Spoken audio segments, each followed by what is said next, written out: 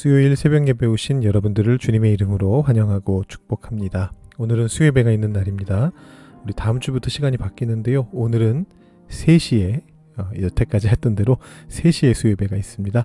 잊지 마시고 참여해 주시면 감사하겠습니다. 우리 기도하면서 오늘 새벽 기도 시작하겠습니다. 하나님 아버지 감사합니다. 오늘도 주님 앞으로 나아올 수 있도록 우리 마음을 지켜주시고 우리의 눈을 뜨게 하시고 우리의 육체에 새로운 힘을 허락하여 주시니 감사합니다. 우리의 하루를 살아가게 하는 힘이 주님께 있다는 것을 고백하면서 그 주님을 의지하고자 하는 마음으로 이 자리에 나와왔습니다. 우리가 살아가는 삶에서 어려운 일들도 생기게 되고 힘든 상황들도 생기게 되지만 또 때로는 그것이 나의 잘못 때문에 그렇게 되는 경우들도 있고 내 안에 있는 죄성이 없어지지 않는 그런 경우들도 있지만 그 모든 상황들 속에서 오직 하나님만이 우리가 의지할 분이시라고 고백하면서 우리가 이 자리로 나와왔습니다. 주님 우리를 깨끗하게 만들어 주시고 우리에게 새로운 힘을 더하여 주시고 하나님의 약속을 붙잡고 나아갈 수 있는 우리 한 사람 한 사람 또 우리 믿음의 공동체가 될 수 있도록 주님께서 우리 삶 속에 역사하여 주시옵소서.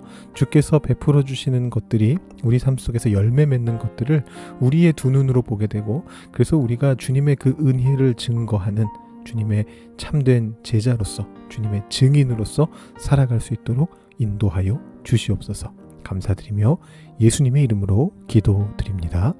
아멘. 오늘 우리에게 주시는 하나님의 말씀은 스가랴서 13장 1절부터 9절까지의 말씀입니다. 스가랴서 13장 1절부터 9절까지의 말씀을 봉독하도록 하겠습니다. 그날에 죄와 더러움을 씻는 셈이 다윗의 족속과 예루살렘 주민을 위하여 열리리라. 만군의 여호와가 말하노라.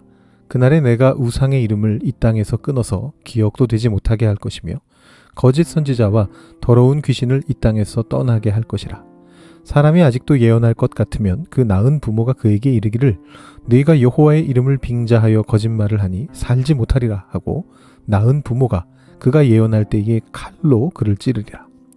그날의 선지자들이 예언할 때에 그 환상을 갖기 부끄러워할 것이며 사람을 속이려고 털옷도 입지 아니할 것이며 말하기를 나는 선지자가 아니요 나는 농부라 내가 어려서부터 사람의 종이 되었노라 할 것이요 어떤 사람이 그에게 묻기를 네 두 팔 사이에 있는 상처는 어찌 됨이냐 하면 대답하기를 이는 나의 친구의 집에서 받은 상처라 하리라. 만군의 여호와가 말하노라. 카라 깨어서 내 목자 내 짝된 자를 치라. 목자를 치면 양이 흩어지려니와 작은 자들 위에는 내가 내 손을 들이우리라. 여호와가 말하노라. 이 온 땅에서 3분의 2는 멸망하고 3분의 1은 거기 남으리니 내가 그 3분의 1을 불 가운데에 던져 은같이 연단하며 금같이 시험할 것이라. 그들이 내 이름을 부르리니 내가 들을 것이며 나는 말하기를 이는 내 백성이라 할 것이요 그들은 말하기를 여호와는 내 하나님이시라 하리라. 아멘. 주의 깊게 말씀을 읽으셨다면 어제 말씀인 12장에서부터 그날에 라는 표현이 많이 등장한다라는 것을 느끼셨을 것입니다. 12장 3절, 4절, 6절, 8절, 또 9절, 11절에 그날에 라는 표현이 나왔습니다. 그리고 오늘 말씀인 13장에서도 1절과 2절과 또 4절에도 그날에 라는 표현이 등장합니다. 이런 그날에 라는 말은 우리에게 어떤 종말론적 미래에 대한 인상을 강하게 주죠. 그게 어떤 날인가는 이제 내일 말씀인 14장 첫 절에 여호와의 날이다 이렇게 나오는데요. 이 스가랴서의 후반부 곧 제2 스가랴가 기본적으로 이제 묵시의 성향을 가지고 있다 말씀드렸었는데 바로 이런 점에서 묵시의 성격을 가지고 있다라고 말할 수가 있습니다. 오늘 말씀에서 선지자는 하나님께서 유다 사람들을 위하여 어떤 일을 하실 것인지를 묘사를 합니다. 어제 말씀에서 말씀드렸던 것처럼 지금 유다 사람들은 북쪽 지역과의 연합이 좌절되고 매우 힘겨운 상황에 처해 있습니다. 이에 대해서 하나님께서 12장에서 뭐라고 말씀하셨냐면 내가 너희들을 위하여 싸워주겠다. 이게 어제 말씀의 내용이었거든요. 근데 이제 어제 말씀 끝부분에서 하나님께서 유다 사람들이 애통해야 할 필요가 있다라고 그렇게 말씀을 하셨습니다. 다만 이 애통이 회복을 위한 애통이었죠. 아마도 오늘 말씀인 이 13장의 말씀은 이 12장 끝부분에 나왔던 애통의 주제와 연결이 되는 것 같습니다. 회복을 위한 애통을 하고 있는 자들에게 하나님께서 행하시는 일은 그들이 정화될 수 있도록 죄와 더러움을 씻는 샘을 열어주시는 겁니다. 우리가 한 가지 꼭 기억해야 하는 것이 있는데요. 그것은 애통만으로는 죄가 해결되거나 삶의 변화가 일어나지 않는다라는 것입니다. 애통은요, 문제의 해결을 위해 나아가는 중간 단계일 뿐입니다. 애통이 필요한 건 맞습니다만 그것이 모든 걸 해결해 주진 않습니다. 이 고대 근동 지역에서 애통이라고 하는 것이 의미하는 바는 뭐냐 하면요.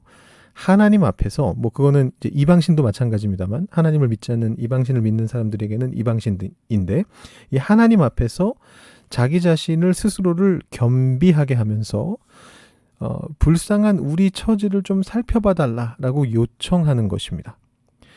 인간은 하나님 앞에 내세울 게 없거든요. 신의 앞에서 인간은 내세울 수 있는 게 전혀 없습니다. 내가 이렇게 잘났으니까 나를 봐주십시오라고 말할 수가 없습니다. 그렇기 때문에 그저 그 앞에서 우리의 불쌍한 처지를 드러내놓고 울면서 슬퍼하면서 자비와 긍휼을 베풀어 주시기를 겸손하게 요청하는 겁니다. 그게 애통이 보여주는 것입니다. 그렇기 때문에 그런 우리를 하나님이 돌아봐 주시도록 하는 것까지가 애통의 역할입니다.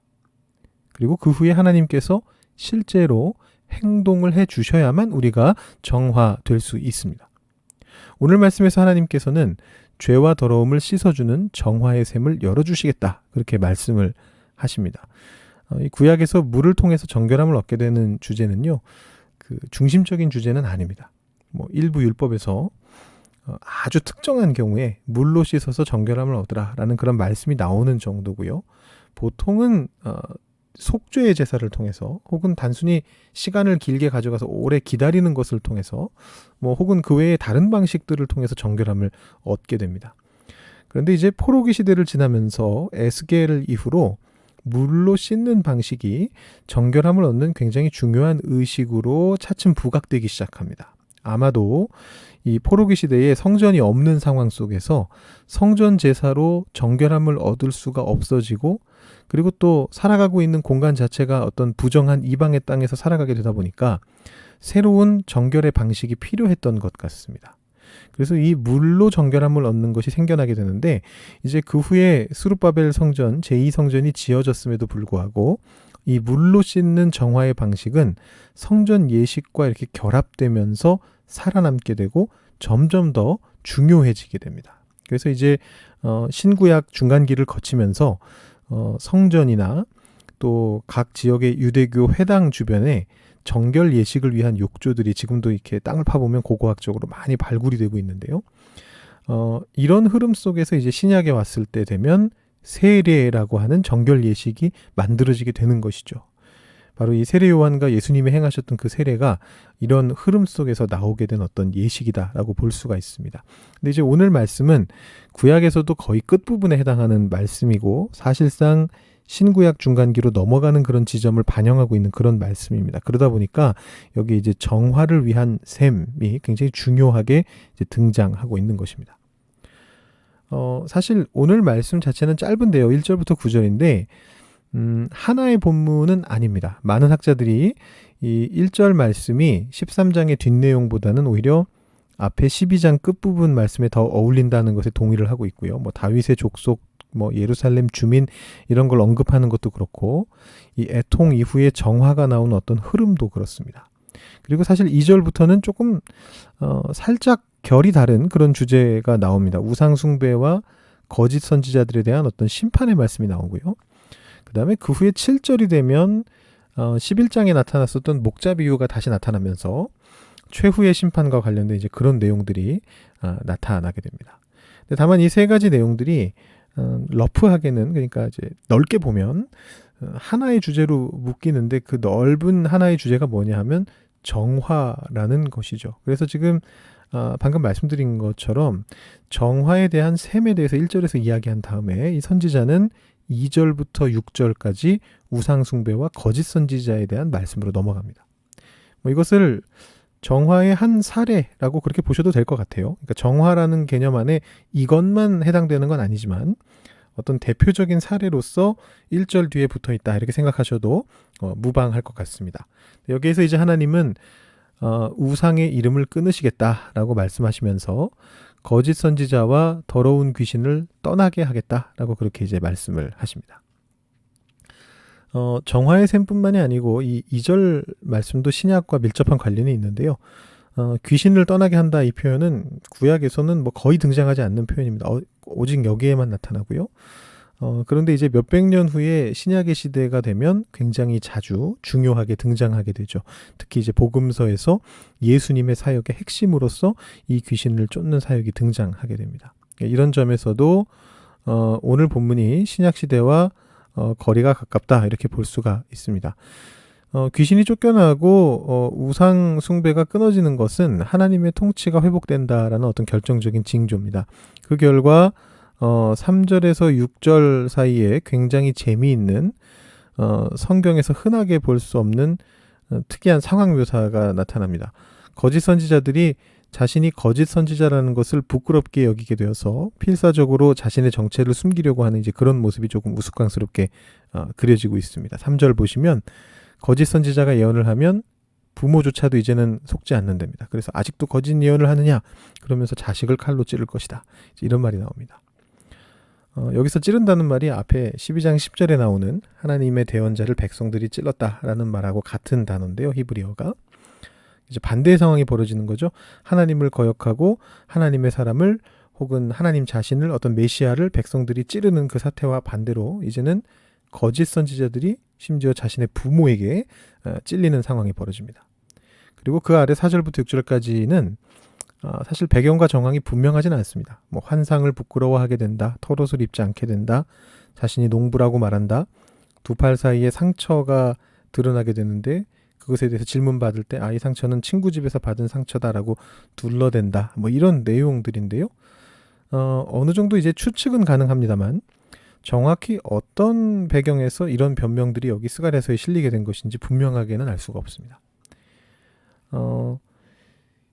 다만 이제 스가랴가 계속 그래왔던 것처럼 과거의 어떤 선지자들이나 율법에 대해서 관심을 많이 보여주고 있는데요. 여기서도 아마 그렇지 않을까 이렇게 추측하는 학자들이 많이 있습니다. 예를 들어서 나는 선지자가 아니고 나는 농부라 이렇게 대답하는 장면은 아모스서 7장에서 베델의 제사장이 아모스를 무시할 때 아모스가 대답했던 것하고 비슷하거든요. 아모스가 자신의 정체성에 대한 그 질문에 대해서 뭐라고 대답하느냐 하면 나는 선지자가 아니며 선지자의 아들도 아니라 나는 목자요 뽕나무를 재배하는 자로서 양떼를 따를 때 여호와께서 나를 데려다가 예언하라고 말씀하셨다. 이렇게 이제 대답을 합니다.